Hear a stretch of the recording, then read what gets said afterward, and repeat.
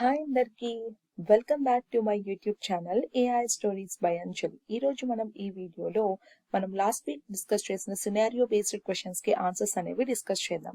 So అంతకన్నా ముందు మన ఛానల్ ఎవరైతే చూస్తున్నారో ప్లీజ్ లైక్ చేసి షేర్ చేసి సబ్స్క్రైబ్ చేసుకొని మర్చిపోకండి. అలాగే ఎవరైతే నా ఛానల్ ని ఆల్రెడీ సబ్స్క్రైబ్ చేసిన ఎంకరేజ్ చేస్తున్నారో అందుకు big thank you. So first thing మనము టాపిక్ వచ్చేటప్పటికి evaluation and optimization of generative AI model. So ఈ టాపిక్ బేస్ చేసుకుని 2 సినారియో క్వశ్చన్స్ అనేవి డిస్కస్ చేసాం last. So first thing evaluation అంటే ఏంటి? ఎవల్యూషన్ అంటే అసెస్ చేయడం అనమాట. ఆప్టిమైజేషన్ అంటే కరెక్ట్ పాత్ అంటే బెస్ట్ పాత్ ని చూస్ చేసుకోవడం అనమాట. సో జనరల్ గా చెప్పాలంటే మనం చిన్నప్పటి నుంచి చదువుతున్నాం, ప్రతి క్లాస్ లో మనకి ఎవల్యూషన్ అనేది చేస్తారంటే లైక్ ఎగ్జామ్స్ పెట్టుకొని కదా. సో ఎందుకు పెడతారు ఇవన్నీ? బికాస్ మనం ఎంత బాగా అయితే చదువుతున్నాం అనేది మన పర్ఫార్మెన్స్ ఎవల్యూట్ చేయడానికి పెడతారు కదా. సో సేమ్ అట్లానే ఎప్పుడైనా సరే ఒక మోడల్ మనం బిల్డ్ చేస్తున్నామంటే అది ఎంతవరకు మన రిక్వైర్మెంట్ సాటిస్ఫై చేస్తుంది అనే దాని గురించి కూడా మనము చూసుకోవాల్సి ఉంటుంది అనమాట. ఓకేనా. Next optimisation. అసలు ఆప్టిమైజేషన్ అంటే ఏంటి? ఆప్టిమైజేషన్ అంటే బెస్ట్ పాత్ ని సెలెక్ట్ చేసుకున్నాం. ఫర్ ఎగ్జాంపుల్ మీరు ఒక డెస్టినేషన్ కి వెళ్ళాలనుకున్నారు, దానికి ఒక 2-3 రూట్స్ ఉన్నాయి. మీరు ఏది చూసుకుంటారు? ఏదైతే ఫాస్ట్ గా వెళ్ళొచ్చు, తక్కువ టైం పట్టింది, ఏదైతే నువ్వు క్లియర్ గా ఉందో రోడ్, అన్ని ఫ్యాక్టర్స్ చూస్ చేసుకొని చక్కగా అది దాంట్లో వెళ్తావు అనమాట. సో అలానే సిమిలర్ గా ఒక మోడల్ ని నువ్వు సెలెక్ట్ చేయాలంటే, బెస్ట్ మోడల్ గా ప్రొడక్షన్ లోకి సెలెక్ట్ చేసుకోవాలంటే ఫస్ట్ అసలు దాని రిజల్ట్స్ ని, అది బెస్ట్ రిజల్ట్స్ ఎంత వరకు ఇవ్వగలుగుతుంది అనే దాని గురించి కూడా చూసుకొని చక్కగా మనము చేసుకుంటూ ఉంటాం అనమాట. సో ఇలా మనము చేస్తాం. ఓకేనా. సో ఫస్ట్ క్వశ్చన్ అనేది చూద్దాం. ఫస్ట్ వచ్చేటప్పటికి variational auto encoders for generating new images. So ఈ మోడల్ కి మీరు ఎలాంటి స్కోర్స్ అనేవి వాడతారు అనే దాన్ని మనము చూసాం. అంటే ఆ క్వశ్చన్ అనేది చూసాం. సో ఈ మోడల్ కి నువ్వు ఎలాంటి స్కోర్ యూజ్ చేస్తావు ఎవాల్యూట్ చేయడానికి అనేది క్వశ్చన్. సో ఫస్ట్ థింగ్ అసలు జనరేటివ్ ఏఐ మోడల్స్ కి ఎలాంటి మెట్రిక్స్ అనేవి వాడతాం అనేది ఒక వీడియో అనేది చేశాను. 2 వీడియోస్ ఉంటాయి, పార్ట్ 1 పార్ట్ 2 నీట్ గా ఎక్స్ప్లెయిన్ చేశాను. ఎవరైతే మీరు చూడలేదో ప్లీజ్ అది వాచ్ చేసి ఇది రండి, అప్పుడే మీకు అర్థమవుతుంది.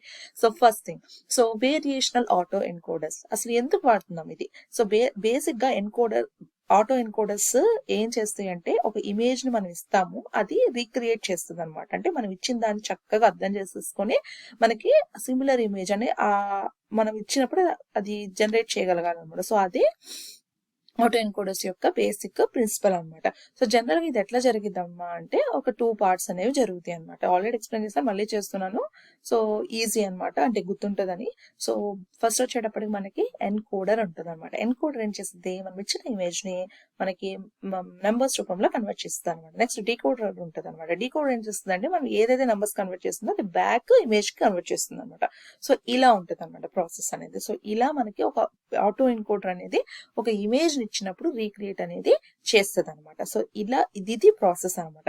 సో ఇప్పుడు ఇది అసలు ఏంటనేది చూడాలి. ఫస్ట్ వచ్చేటప్పటికి ఇది ఒక అన్సూపర్వైజ్ లెర్నింగ్. అన్సూపర్వైజ్ లెర్నింగ్ ఎందుకు చెప్తున్నాను? ఆల్రెడీ మనం ప్రీవియస్ వీడియోస్ లో ఫస్ట్ ఇంట్రడక్షన్ వీడియోస్ లో చెప్పాను. అన్సూపర్వైజ్ అంటే మనం ఇన్పుట్ మాత్రమే ఇస్తాము, అవుట్పుట్ ఇవ్వము. మనం ఇచ్చిన ఇన్పుట్ ని అది బాగా గ్రహించి మనం కొత్త క్వశ్చన్ అడిగినప్పుడు అది ఆన్సర్ అనేది ఇచ్చిద్ది. ఎలా ఇచ్చిద్ది అంటే, మన ఇన్పుట్ ని అండర్స్టాండ్ చేసుకునే దాన్ని బట్టి అది బాగా అది ఇస్తుంది అనమాట.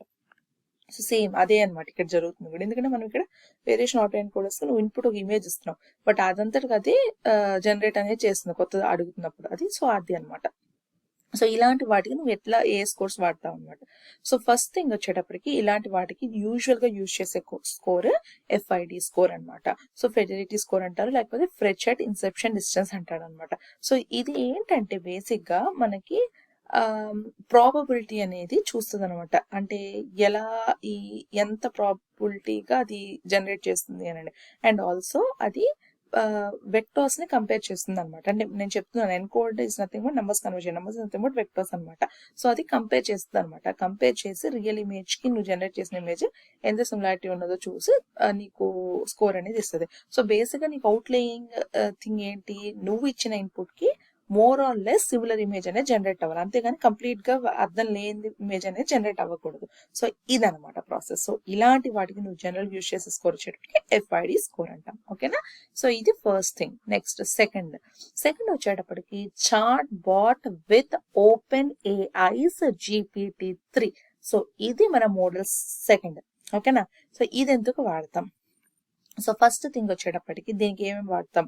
సో ఫస్ట్ ఈ క్వశ్చన్కి వచ్చేటప్పటికి మనకి థింగ్ వచ్చేటప్పటికి ఒక చాట్ బోట్ అని నువ్వు క్రియేట్ చేస్తావు. అంటే క్వశ్చన్ ఏంటి, టెలికాం కంపెనీ వాళ్ళకి కస్టమర్స్ కి, సో వాళ్ళకు సపోర్ట్ ప్రొవైడ్ చేస్తున్నావు. సో ఈ క్వశ్చన్ కి నువ్వు ఫస్ట్ థింగ్ చేయాల్సింది ఏంటంటే నువ్వు జనరేట్ చేసింది చాట్ బోట్. సో బేసిక్ గా నీ కస్టమర్స్ కి ఫాస్ట్ గా, రిలయబుల్ గా, కరెక్ట్ అప్రోప్రియేట్ ఇన్ఫర్మేషన్, వాళ్ళని మిస్లీడ్ చేయకుండా, అన్నెసరీ థింగ్స్ అనేవి లేకుండా మనం ఇచ్చిన ఇన్పుట్ బేస్ చేసుకొని మోర్ ఆర్ లెస్ చక్కని రెస్పాన్సెస్ అనేవి ఇవ్వాలి. సో ఇది మన మెయిన్ ఎయిమ్ అనమాట. సో ఇప్పుడు నేను చెప్పిన సినారియోస్ అన్నిటికి తగ్గట్టు స్కోర్ అనేది ఎవాల్యూట్ చేయాలి. అప్పుడే అది సక్సెస్ అనమాట. సో ఇక్కడ మనకు మల్టిపుల్ స్కోర్స్ అనేవి వస్తుంది అనమాట. సో ఫస్ట్ వచ్చేటప్పటికి పర్ప్లెక్సిటీ అనేది చూడాలన్నమాట. సో పర్ప్లెక్సిటీ అంటే ఏంటో ఆల్రెడీ చెప్పాను. సో బేసిక్ గా పర్ప్లెక్సిటీ ఏం చేసిందంటే మనము అంటే లైక్ ఎంత అన్సర్టైనిటీ అనేది ఉంది మోడల్లో అనేది చూస్తుంది అనమాట. సో ఇది ఎంత తక్కువ ఉంటే అంత మంచిది, అంటే పర్ప్లెక్సిటీ స్కోర్ తక్కువ ఉంటే బెటర్ పర్ఫార్మెన్స్ అనమాట. Next blue score. Already blue score, rogue score అని డిస్కస్ చేసాం. సో బేసిక్ గా బ్లూ స్కోర్ ఏం చేస్తుందంటే ఎన్గ్రామ్స్ మోడల్ తీసుకొని ఫ్రాక్షన్ అంటే ఎన్ని పార్ట్స్ అనేవి రిఫరెన్స్ అవుతుంది అనేది చూస్తుంది. ఓవరాల్ గా 0 to 1 అనేది చూస్తుంది. సో 0 అయితేనేమన్నా అంత మ్యాచ్ ఏం అవ్వదు, అంత సిమిలారిటీ ఏమి ఉండదు. రిఫరెన్స్ టెక్స్ట్ కి మనం అది జనరేట్ చేసిన టెక్స్ట్ కి, మనం ఇచ్చిన టెక్స్ట్ కి అది జనరేట్ చేసిన టెక్స్ట్ 1 అయితేనే మంచిగానే చేస్తుంది.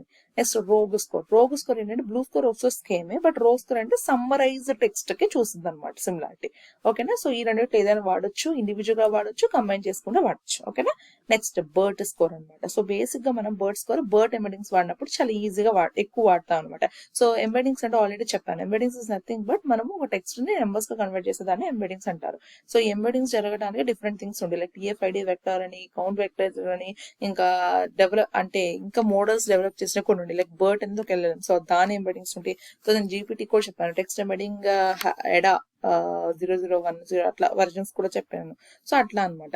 సో ఇలాంటి బర్డ్ స్కోర్ కూడా యూజ్ చేసి నువ్వు చెప్పొచ్చు. సో బేసిక్ గా బర్డ్ స్కోర్ ఏంటంటే కొసైన్ సిమిలారిటీ అనేది ఫైండ్ అవుట్ చేస్తుంది. ఆల్రెడీ మనం మన పాత డిస్టెన్స్ చెప్పాను, ఒక చార్ట్ బోర్డ్ క్రియేట్ చేసేటప్పుడు నువ్వు టెక్స్ట్ సిమిలారిటీ అనేది యూజ్ చేస్తావు. టెక్స్ట్ సిమిలారిటీని బేస్ చేసుకొని నియరెస్ట్ వర్డ్స్ ని అది ఇస్తుంది.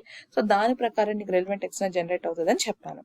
సో టెక్స్ట్ సిమిలారిటీని డిఫరెంట్ వేస్ తో కన్వర్ట్ చేస్తారు, like Manhattan distance and Euclidean distance అనే కొసైన్ సిమిలారిటీ. బట్ ఎక్కువ మంది కొసైన్ సిమిలారిటీ యూజ్ చేస్తారు, ఎందుకంటే అవుట్లేయర్స్ అనేవి ఎక్కువ ఉండవు కాబట్టి. ఓకేనా. దాని ఫార్ములా ప్రకారం. So adjacent side by hypotenuse కదా, సో అందుకు. ఓకేనా. సో అలా నువ్వు బర్డ్ స్కోర్ అనేది వాడతావు. సో ఇది కూడా వాడచ్చు అనమాట. నెక్స్ట్ లాస్ట్ వచ్చేటప్పటికి హ్యూమన్ ఎవల్యూషన్. ఆల్రెడీ మనం చెప్పాను, గ్రూప్ ఆఫ్ పీపుల్ కి కొన్ని ఫ్యాక్టర్స్ ఇచ్చి ప్రతి ఒక్కరు ఒక్కోటి ఎవల్యూట్ చేసి అందులో బెస్ట్ దాన్ని సెలెక్ట్ చేస్తారండి. సో ఇలా మనము డిఫరెంట్ స్కోర్స్ అనేవి వాడచ్చు, ఇలా GPT chat bot telecom company question కి. ఓకేనా. సో ఇలా మీరు రియల్ లైఫ్ లో థింక్ చేసేసుకొని ఎలాంటి స్కోర్స్ అని సిమిలారిటీ ఉన్నాయి చూసుకొని మీరు ఆన్సర్ అనేది ఇవ్వాల్సి వస్తుంది. సో ఇదనమాట. ఓకేనా. సో ఈ వీడియో మీకు అర్థమైందని అనుకుంటున్నాను. సో ఇంకా ఫ్యూచర్ ఎలాంటి వీడియోస్ కావాలి అనే దాని గురించి కమెంట్ చేయండి. మన ఛానల్లో సూన్ నెక్స్ట్ మంత్ నుంచి most probably more or less next month mid నుంచి నేను షార్ట్స్ అనేవి స్టార్ట్ చేస్తాను. సో డెఫినెట్ గా మనము మంచి కంటెంట్ అనేవి మన ఛానల్లో చూస్తాము. సో ఇలానే మీరు ఎంకరేజ్ చేయండి. Thank you so much.